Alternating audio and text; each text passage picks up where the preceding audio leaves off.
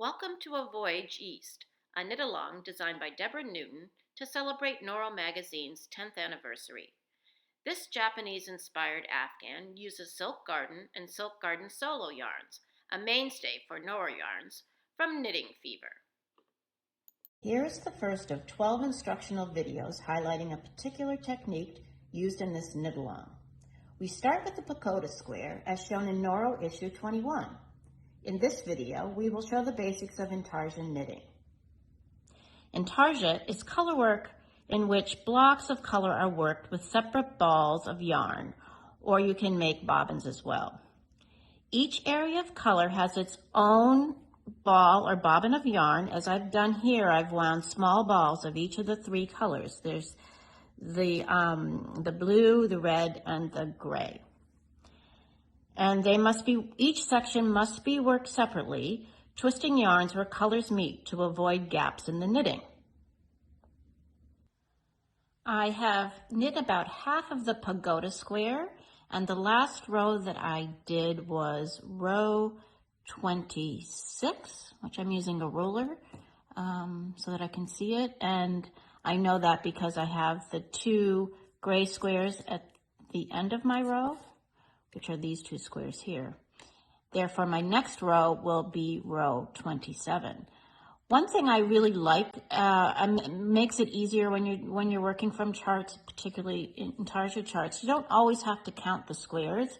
You can just look at the chart and know that you're working one less gray, one more red. You go across the row, you're working one more red, one less green. And so therefore, if you have that in mind, you don't have to actually count all the squares. So I'm going to show you how, when you get to these color changes, how you're going to twist the yarns. I'm at the beginning of row 27. Here, you see here on the chart, and I need to knit one gray and then change to the red. So I'll knit the first stitch with the gray. Now the second stitch is going to be with the red, and I need to make sure that those two yarns are twisted around each other so that they don't leave a gap. So I'm going to bring the red yarn up over the gray yarn and knit that next stitch and continue knitting. And when I get to the wrong side, I will show you how that has been wrapped around. I am going to knit up to the blue-green color and be right back. The one thing I really like about reading charts, especially in Intarsia, you don't actually have to count every single square. You can just see the row below and where the color goes. So for example, on row 26, on row 27, you want to do one less gray and one more red. And then you can read all the way across and see that you, on 27, do one more red and one less of the blue. So as I'm knitting, I know that I don't have to count how many red stitches I'm doing. I just knit to all the red stitches plus one more. So since I'm not changing the color yet, I'm just knitting the blue stitch with the red yarn. However, now I'm changing to the blue, so I need to make sure that that yarn is twisted around the red yarn. So I need to bring it under and over the red yarn, just like that, so you can see that they're twisted around each other, and knit the blue, and then knit to the end of the row. I have just completed row 27 with the one gray there and actually 12 stitches of the blue. You can count squares if you'd like. There are 10 squares and 10 rows between the dark lines, which are why they're there, so it makes for easier counting. So at the end of row 27 would be 10, 11, 12 stitches. Now when you go up to row 28, which is a wrong side row, reading from left to right, you could either say you're working 2 plus 9, 11 green and 1 red, or you just do 1 less green or blue, whatever color you're using at the moment. And then you can work all the way to the end with the red. So I'm going to show you how you twist your yarns on the wrong side.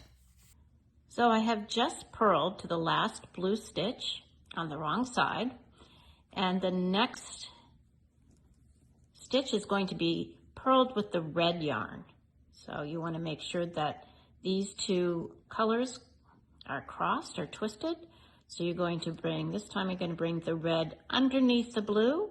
You see how it goes, will catch that blue thread whenever you purl the next stitch. And you purl one. And then you continue to purl to the end of the row.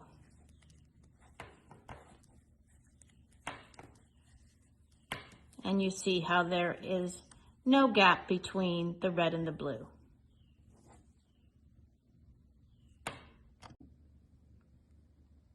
Now I'm almost at the end of the row, and I need to continue purling with the red all the way to the end. But you see there's still one more gray stitch at the end. Let me purl to that last stitch. And because I am not changing colors, I'm just continuing with the red, I do not have to twist the yarns. I simply purl this last gray stitch. And that will take care of itself on the following row. And there you go. You've finished with the red. Now here's another trick I want to talk about. So here we have to knit 1, 2, 3, 4, 5 rows in red, and then you got to join your gray again. But rather than cutting and joining, as along this whole side here, you've got this gray running up, I have worked that gray yarn into the side edge when it's not being worked on these red rows, so that when you get to a gray, it'll be in place. So I'm going to show you how I did that on this following row 29. So here I'm turning my work, and my gray yarn is still relatively close, and I have to work all the way to working one more red in this particular section. So I want to carry this gray along the side so that, as I said, by the time you get to row 33 and need to use it again, it's going to be right in place. So what you need to do, you've got your gray yarn here and your red yarn here. You want to bring the gray yarn over top of the red yarn, like so that it twists around it. And then you're going to knit your first stitch in red, and you see how it's catching that gray yarn to keep it in place, and you're going to knit all the way to the end.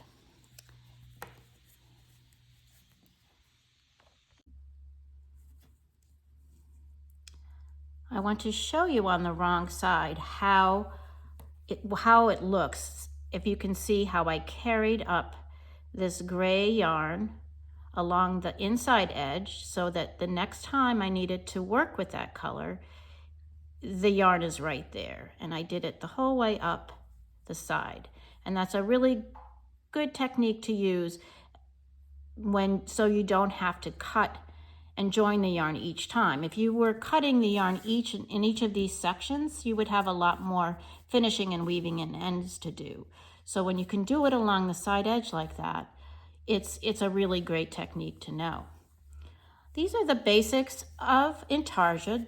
It's so important to remember that you twist the yarns on the wrong side. As you can see here, you'll see the floats on the back. There are no holes there. And you will know if you forget to twist the yarns, you will see a big gap in between.